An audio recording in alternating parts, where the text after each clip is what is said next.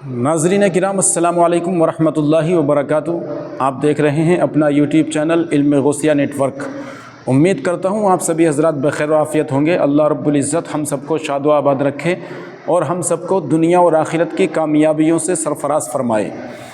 आज हम आपकी खिदमत में हाजिर हैं बहुत ही शानदार वीडियो लेकर, जिसमें हज़रत अल्लामा मौलाना मुफ्ती सलमान रज़ा अज़हरी साहब क़िबला ने ख़िताब फरमाया है और ये बताया है कि किस तरह से हुज़ूर अहमद मुज्तबा मोहम्मद मुस्तफ़ा सल्लल्लाहु ताला अलैहि वसल्लम के विसाल बाकमाल के बाद खलीफ़ा अव्वल का इंतखाब किया गया, यानी किस तरीक़े से खलीफ़ा अव्वल को मुंतखब किया गया, कौन सा तरीक़ा कार अपनाया गया, ये बताया गया है। और हम अपने वीडियो के इस पहले पार्ट में खलीफ़ा अव्वल का ज़िक्र करेंगे और दूसरे पार्ट में दूसरे खलीफ़ा का ज़िक्र करेंगे, तीसरे पार्ट में तीसरे खलीफ़ा का ज़िक्र करेंगे। इंशाअल्लाह उम्मीद करता हूँ कि आपको सुनकर बहुत मज़ा आएगा, आपका ईमान ताज़ा हो जाएगा और आपको बहुत जानकारी मिलेगी। आपको पता चलेगा कि इस्लाम में खलीफ़ा को मुंतखब करने के लिए कौन सा तरीक़ा कार अपनाया गया था, वो तरीक़ा सही था या आज के जो ज़बरदस्ती के बादशाह बन बैठे हैं ये तरीक़ा सही है। तो हज़रात कहीं जाइएगा नहीं, वीडियो को स्किप मत कीजिएगा, आपको बहुत जानकारी मिलेगी। नॉलेज से भरपूर वीडियो है, लिहाजा वीडियो अच्छी लगे तो लाइक और अपने दोस्तों में ज़्यादा से ज़्यादा शेयर ज़रूर कर दें और ऐसी ही शानदार वीडियो के लिए हमारे चैनल इल्म गौसिया नेटवर्क को सब्सक्राइब ज़रूर कर लें और कमेंट्स के ज़रिए अपनी राय का इजहार ज़रूर फरमा दें ताकि हमें पता चल जाए कि आपको वीडियो कैसी लगी। तो देखिए शानदार वीडियो के बाद अब जो मामलात आए वो यही कि आप सल्लल्लाहु ताला अलैहि वसल्लम की इस तख्त को, इस मुसल्ले को अब कौन संभालेगा। मुसल्ले से मुराद सिर्फ मस्जिद में नमाज पढ़ाना नहीं है, बल्कि पूरी उम्मत की इमामत करनी है, इनकी देखभाल भी करनी है, इनके बच्चों को भी, इनकी औरतों को भी, रियाया को भी, वजीरों सिपाहियों को भी, जंगों के मामलात भी, तिजारत के मामलात भी, गर्जे के हर मामले में इमामत करनी है। तो जाहिर सी बात है कौन है जो इस रसूल करीम सल्लल्लाहु ताला अलैहि वसल्लम के सज्जादे को संभालेगा। अब इसी असना में मीटिंगें हुई सहाबा इकराम रिदवानुल्लाह ताला अलैहिम अजमईन की। मैं बहुत डीप में आपको नहीं ले जाना चाहता, इसलिए कि मुसलमान को इतने डीप में जाने की ज़रूरत ही नहीं, क्योंकि शैतान वरगलाता है। क्या क्या हुआ था ये बातें शिया बहुत बयान करते हैं। बनी साइदा मदीने में एक कट्टा था जहाँ पर एक मीटिंग जमा हुई, जिसमें सबसे पहले मीटिंग जमाने वाले हज़रत उमर फारूक थे रज़ी अल्लाह ताला। सैयदना उमर फारूक रज़ी अल्लाह ताला ने सहाबा को जमा कर लिया। अब अंसार और मुहाजिरीन दो सहाबा की जमातें हैं ना, जो मदीने वाले थे वो अंसार हैं, जो हिजरत करके आए थे वो मुहाजिरीन हैं। तो मुहाजिरीन सहाबा उसमें से सब जमा हुए, अक्सर जो हिजरत करके आए थे, और उधर अंसार सहाबा की अलग मीटिंग हो रही थी। हज़रत साद इब्न अबी उबादा रज़ियल्लाहु ताला अन्हु, और उसमें हज़रत साद जो है वो लीडिंग कर रहे थे। अंसार सहाबा की मीटिंग में ये बात हो रही थी कि मदीने तैयबा में हुज़ूर सल्लल्लाहु ताला अलैहि वसल्लम तशरीफ़ लाए हैं, तो लिहाजा आपका मुसल्ला, आपकी खिलाफत अंसार में से कोई संभाल ले। लेकिन मेरे अजीज़ों, उन अंसार की मोहब्बत पे भी कुर्बान जाए। जगह उनकी है, मदीना उनका है, मस्जिद नबवी उनकी ज़मीन पर बनी है, सारे मुहाजिरीन को उन्होंने ही पनाह दी है। अब जाहिर सी बात है उनका हक था, वो बोल सकते थे कि आगे खिलाफत अंसार में से हुई होनी चाहिए। हज़रत उमर फारूक रज़ियल्लाहु ताला अन्हु जानते थे कुरैश का दिमाग क्या है। हुजूर सल्लल्लाहु अलैहि वसल्लम का जो ख़ानदान है वो कुरैश है, उनकी ज़हनियत क्या है, उनका दिमाग क्या है, वो अच्छी तरह जानते थे। सब अंसार सहाबा को उन्होंने जमा किया और कहा आपकी फजीलत के हम कायल हैं, लेकिन एक बात याद रख लें, अगर खिलाफत रसूलुल्लाह सल्लल्लाहु अलैहि वसल्लम के ख़ानदान को छोड़कर दूसरे ख़ानदान में चली जाए तो फिर मामलात दरहम बरहम हो सकते हैं, और हुजूर सल्लल्लाहु अलैहि वसल्लम के जो अहले बैत हैं, जो ख़ानदान वाले हैं, कहीं उनकी नाराज़गी का भी सबब न बने। अंसार ने जैसे ही ये सुना सारी खिलाफत से वो दस्तबरदार हो गए, कहा हम उसके हाथ पर बैत करेंगे जो रसूलुल्लाह के ख़ानदान से ताल्लुक़ रखता है। अब इस बात पर इत्तेफाक हुआ तो पूछा गया हुजूर के ख़ानदान वाले कुरैश कौन कौन हैं। सब आए, सब लोगों ने जमा होकर के अलग अलग नाम लेने ही थे, अभी किसी ने नाम लिया नहीं था। सैयदना उमर फारूक रज़ियल्लाहु ताला अन्हु आगे बढ़ते हैं और कहते हैं, ऐ लोगों, तुम्हें मालूम है जब रसूल करीम सल्लल्लाहु ताला अलैहि वसल्लम ने नबूवत का ऐलान फरमाया था तो सबसे पहले इस्लाम लाने वालों में चंद लोगों के नाम, उनमें से पहला एक नाम सैयदना अबू बकर सिद्दीक का। हुजूर सल्लल्लाहु अलैहि वसल्लम ने खुद फरमाया, बहुत सारे लोगों ने इस्लाम कबूल किया लेकिन सबने मुझसे कुछ ना कुछ सवाल किया, आप आखिरी रसूल हैं, क्या अलामत है, आप सच्चे नबी हैं, क्या दलील है। लेकिन एक बंदा ऐसा है जिसने बगैर दलील पूछे ईमान लाया, वो अबू बकर है, वो अबू बकर सिद्दीक रज़ियल्लाहु ताला अन्हु हैं। उन्होंने हुजूर सल्लल्लाहु अलैहि वसल्लम से कभी नहीं पूछा आप आखिरी रसूल हैं, क्या है आपके पास अलामत, बल्कि हुजूर सल्लल्लाहु अलैहि वसल्लम ने एक बार सिर्फ उनसे कहा, मैं अल्लाह का नबी हूँ। उन्होंने कहा, आमन्ना व सद्दक़ना या रसूल अल्लाह, हम ईमान लाए और आपकी तस्दीक करते हैं ऐ अल्लाह के रसूल। हज़रत उमर ने उनकी फजीलत में खुतबा दिया। तुम्हें मालूम है जब रसूल करीम सल्लल्लाहु ताला अलैहि वसल्लम मक्का से हिजरत कर रहे थे तो अपने साथ किसको लिया था? अबू बकर सिद्दीक रज़ियल्लाहु ताला अन्हु को लिया था। तुम्हें मालूम है अपनी ज़िंदगी में जब मेरे आका सल्लल्लाहु अलैहि वसल्लम अलालत पर बिस्तर पर थे उस वक्त अपने मुसल्ले पर किसको बढ़ाया था? अबू बकर सिद्दीक को बढ़ाया था। हज़रत उमर कहते हैं रसूलुल्लाह सल्लल्लाहु अलैहि वसल्लम ने जिसको हमारे नमाजों का इमाम पसंद किया है, हम अपने दुनियावी मामलात में उसको क्यों ना इमाम तस्लीम करें। सबसे पहले मैं सिद्दीक अकबर के हाथ पर बैत करता हूँ। हज़रत उमर की बात देखकर सारे सहाबा ने हज़रत अबू बकर सिद्दीक के हाथ पर बैत किया।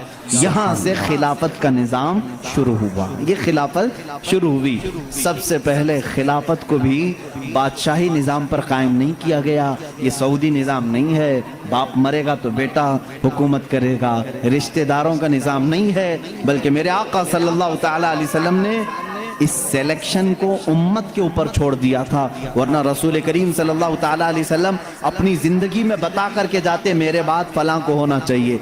ये मामलात मेरे आका ने कभी भी किसी को नहीं बताए। आज शिया कहते हैं, राफिजी कहते हैं हुजूर सल्लल्लाहु अलैहि वसल्लम ने अपनी ज़िंदगी में हज़रत अली को ही खलीफा बनाया था, बाकी सारे खलीफाओं ने उनकी खिलाफत को गज़ब कर लिया, छीन लिया था, उनको खिलाफत नहीं दी। ये प्रोपेगेंडा फैलाते हैं, कहीं से भी एक दलील नहीं मिलेगी। अच्छा, आप हज़रत अली को कमज़ोर समझते हैं? वो हैदर कर्रार है, वो असदुल्लाह है, जिसको अल्लाह के नबी ने फरमाया अल्लाह के शेरों में से एक शेर है। अगर हज़रत अली रज़ियल्लाहु ताला अन्हु को हुजूर सल्लल्लाहु अलैहि वसल्लम ने बनाया होता तो क्या वो अपना हक छोड़कर किसी को दे देते? वो सैयदना अली करमल्लाहु वजहुल करीम हक के लिए जब खड़े होते तो फिर सामने किसी को नहीं देखते, किसी को नहीं देखते। उन्हें भी मालूम था कि खिलाफत को रसूल करीम सल्लल्लाहु अलैहि वसल्लम ने उम्मत के ऊपर छोड़ा है। उम्मत का सबका इत्तेफाक हुआ हज़रत अबू बकर सिद्दीक रज़ियल्लाहु ताला अन्हु की ज़ात पर, तो सबों ने बैत की। हज़रत अली करमल्लाहु वजहुल करीम ने भी बैत फरमाई, अगरचे थोड़ी ताख़ीर के बाद, लेकिन आपने भी बैत फरमाई। और हज़रत अबू बकर सिद्दीक रज़ियल्लाहु ताला अन्हु ने जिसको जो जो काम दिए सबों ने खुशी खुशी उस कामों को अंजाम भी दिया। ये दौर निहायती सुनहरा दौर, बहुत ही अजीम दौर था। रसूल करीम सल्लल्लाहु ताला अलैहि वसल्लम की जितनी सुन्नतें हैं, जितने तरीके थे, उन सब को हज़रत अबू बकर सिद्दीक ने अपनी खिलाफत में इस्तेमाल फरमाया। हज़रत अबू बकर सिद्दीक रज़ियल्लाहु ताला अन्हु का हाल तो ये था, खिलाफत को संभालने के बाद जानते हैं कपड़ों की एक थैली उठा करके बाजार में जाने लगे। हज़रत उमर ने पूछा कहाँ जा रहे हैं? कहा कपड़े बेच करके घर तो चलाना है, काम काज के लिए, कि मैं कुछ कपड़ों की तिजारत करूं और अपना घर भी संभालूं।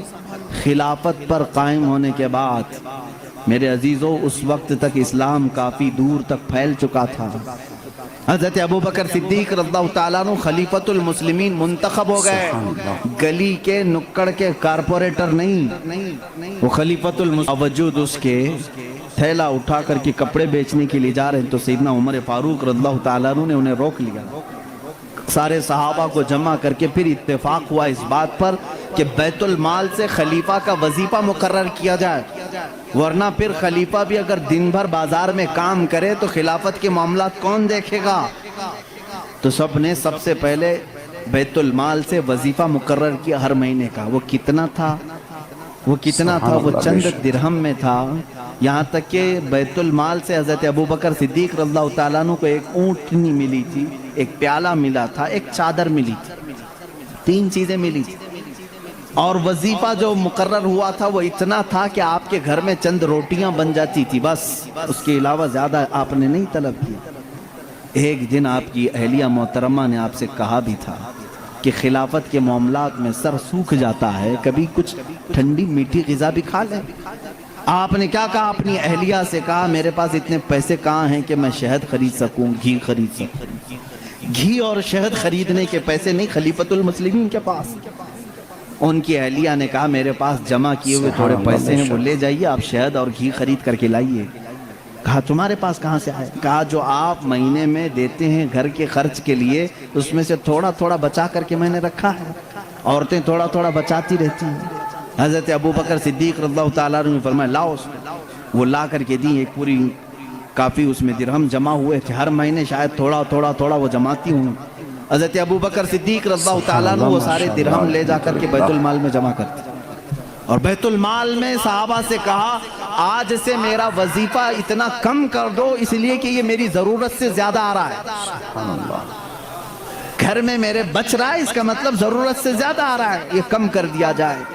ماں عائشہ صدیقہ رضی اللہ تعالیٰ عنہ فرماتی ہیں جب حضرت ابوبکر صدیق کی وفات کا وقت قریب آیا تو حضرت عائشہ کو انہوں نے قریب بلایا، کہا اے عائشہ مجھے لگتا ہے کہ میں گھڑی دو گھڑی کا مہمان ہوں، میرے پاس ایک اونٹنی ہے، ایک چادر ہے جسے میں اوڑھ کے سوتا ہوں، اور وہ برتن جس میں ہم کھانا کھاتے ہیں، یہ تینوں بیت المال کے ہیں، یہ ہمارے گھر کے لیے اس وقت تک جائز ہیں جب تک میں خلیفہ ہوں، جہاں میری روح قبض ہو فوراً یہ تینوں چیزیں بیت المال میں جمع کرتی ہیں۔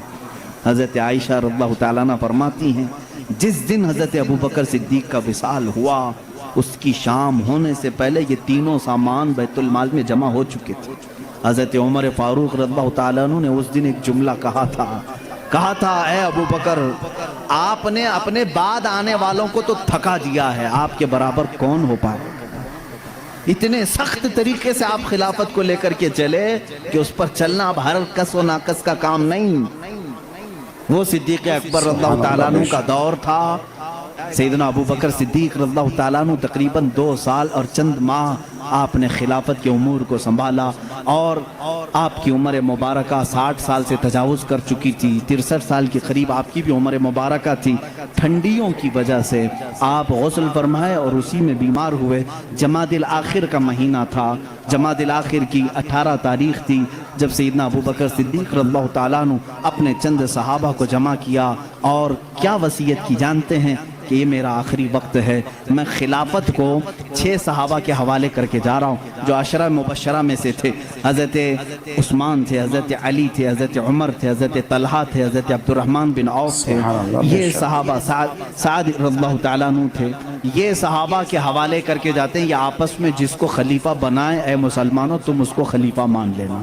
دیکھیں خلافت کے معاملات کیسے چل رہے ہیں وہ میں آج آپ کو ڈیٹیل میں لے جا رہا ہوں۔ یہ 18 جمادی الاخر کی تاریخ تھی جب حضرت ابوبکر صدیق رضی اللہ تعالیٰ عنہ اپنے گھر والوں کے ساتھ بیٹھے، آخری وصیت یہ کرتے ہیں میرا انتقال ہو جائے، مجھے غسل دیا جائے، کفن دیا جائے۔ رسول کریم صلی اللہ علیہ وسلم کے جانثار صحابہ صدیق اکبر رضی اللہ تعالیٰ عنہ کی وفات کے بعد جو صحابہ موجود تھے انہوں نے مشورے سے، جو 6 صحابہ تھے مشورے سے بالاتفاق سیدنا عمر ابن خطاب رضی اللہ تعالیٰ عنہ کے ہاتھ میں بیعت کر لی۔ یہ جمادی الاخر کا مہینہ تھا، 13ویں ہجری تھی، یہاں سے حضرت عمر فاروق نے نظام خلافت کو سنبھالا۔ آپ کا دور اتنا سنہرا ہے، اتنا سنہرا ہے، وہ عمر جس کے آداب پہ شیدہ سقر، عز و شان عدالت پہ لاکھوں سلام۔ عزیزان گرامی اس عمر کی ہم بات کرنے چلے ہیں جس کے متعلق میرے نبی نے خود فرمایا جس راستے سے عمر چلتے ہیں شیطان اس راستے پہ نہیں آتا ہے،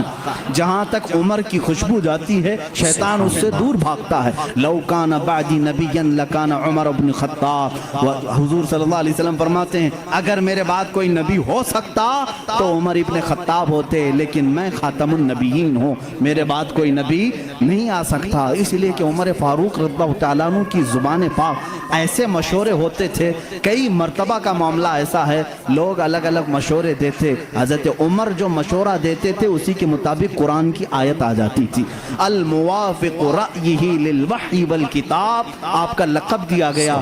پردے کے معاملات جو آئے عورتوں پر یہ حضرت عمر کے مشورے سے آئے، اذان دینے کے جو الفاظ ہیں یہ حضرت عمر کے مشورے سے ہیں، یہ تمام معاملات میں حضرت عمر نے خود مشورہ دیا تھا اور اللہ نے حکم بھی ویسے ہی نازل فرمایا۔ اور حدیث میں یہ ملتا ہے کہ عمر کی زبان پر اللہ کے کلمے ہوتے ہیں، اللہ رب العزت کی جو صداقت ہے، جو حقانیت ہے وہ حضرت عمر فاروق کی زبان پر قائم ہوتی۔ تاریخ سب سے پہلے حضرت عمر فاروق نے قائم کی، بیت المال کا نظام سب سے پہلے حضرت عمر نے قائم کیا ہے، مسجدوں کے مؤذن اور مسجدوں کے اماموں کے لیے تنخواہ کا سسٹم حضرت عمر فاروق نے قائم کیا ہے۔ اور اتنا ہی نہیں، عدل کا حال تو ایسا تھا کہ کسی کے ساتھ کوئی رعایت نہیں، کسی کے ساتھ کوئی رعایت نہیں، چاہے وہ کوئی بھی ہو۔ مصر کے گورنر کے بارے میں لوگوں نے صرف اتنا کہا کہ ان کے ہاں بہت قیمتی گھوڑا ہے، بہت پیسوں کا گھوڑا ہے اور ان کا لباس بہت مہنگا ہے، یہ گورنر ہیں۔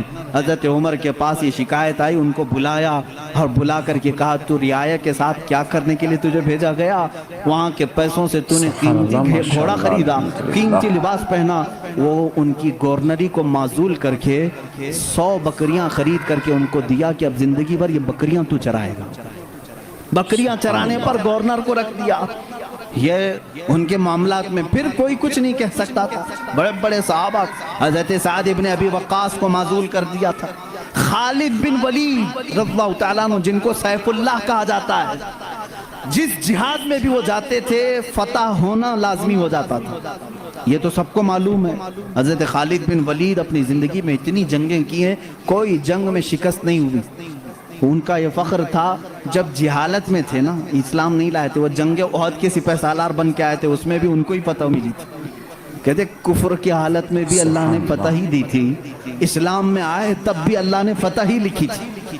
حضرت خالد بن ولید ایک ایسے جرنیل کا نام ہے جس کا نام قیامت تک قائم رہے گا، لیکن حضرت عمر فاروق رضی اللہ تعالیٰ عنہ نے سپہ سالاری سے ان کو معزول کر دیا۔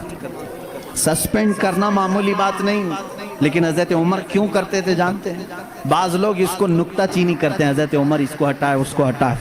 حضرت عمر فاروق رضی اللہ تعالیٰ عنہ کے پاس کچھ لوگ سفارش لے کر کے آئے، خالد بن ولید کے بغیر جہاد کا میدان کیسے ہوگا؟ ان کو آپ نے معزول کیا، کہا معزول کیا ہوں لیکن سپاہی بن کر کے وہ جائیں گے، سپاہی بن کر کے جائیں گے، سپہ سالار کوئی اور ہوگا۔ صحابہ نے پوچھا اس فیصلے کو لینے میں کوئی حکمت ہے امیر المومنین؟ اللہ اللہ توکل دیکھیں، امیر المومنین نے کہا ہاں ضرور حکمت ہے، میں مسلمانوں کو یہ بتانا چاہتا ہوں کہ کوئی جہاد کوئی جنگ خالد بن ولید کی وجہ سے فتح نہیں ہوتی، اللہ کی مدد سے ہوتی ہے۔ سارے لوگ یہ ڈیپینڈ ہو کر کے نہ بیٹھ جائیں کہ اسی کی وجہ سے ہوتی ہے، میں اس اصول کو توڑنا چاہتا ہوں، فتح جو ملتی ہے وہ اللہ کی طرف سے ہوتی ہے، یہ یقین دینا تھا، بس اس لیے میں نے معزول کیا۔ اور یقین توکل ایسا حضرت عمر فاروق رضی اللہ تعالیٰ عنہ کا کتابوں میں لکھا۔ تو ناظرین کرام دیکھا آپ نے، یہ تھی جانکاری سے بھرپور ویڈیو۔ حضرت علامہ مفتی سلمان رضا اظہری صاحب قبلہ نے بڑے اچھے انداز میں آپ کو سمجھایا۔ امید کرتا ہوں ویڈیو آپ کو پسند آئی ہوگی۔ ویڈیو پسند آئی ہو تو ایک لائک اور اپنے دوستوں میں زیادہ سے زیادہ شیئر ضرور کر دیں، اور ایسے ہی شاندار ویڈیو کے لیے ہمارے چینل علم غوثیہ نیٹ ورک کو سبسکرائب ضرور کر لیں، تاکہ آنے والی ویڈیو آپ کے پاس سب سے پہلے پہنچے اور آپ اس کو دیکھ کر اپنے روح کو اپنے ایمان کو تازہ کریں۔ تو میرے محترم بزرگوں اور دوستوں، اور کمنٹس کے ذریعے اپنی رائے کا اظہار بھی ضرور فرمائیں، تاکہ ہمیں پتہ چل جائے کہ آپ کی آپ کو ویڈیو کیسی لگی۔ تو دیجیے اجازت، پھر ملتے ہیں انشاءاللہ نیکسٹ ویڈیو میں ایک بہت ہی بہترین ٹاپک کے ساتھ۔ السلام علیکم ورحمۃ اللہ وبرکاتہ۔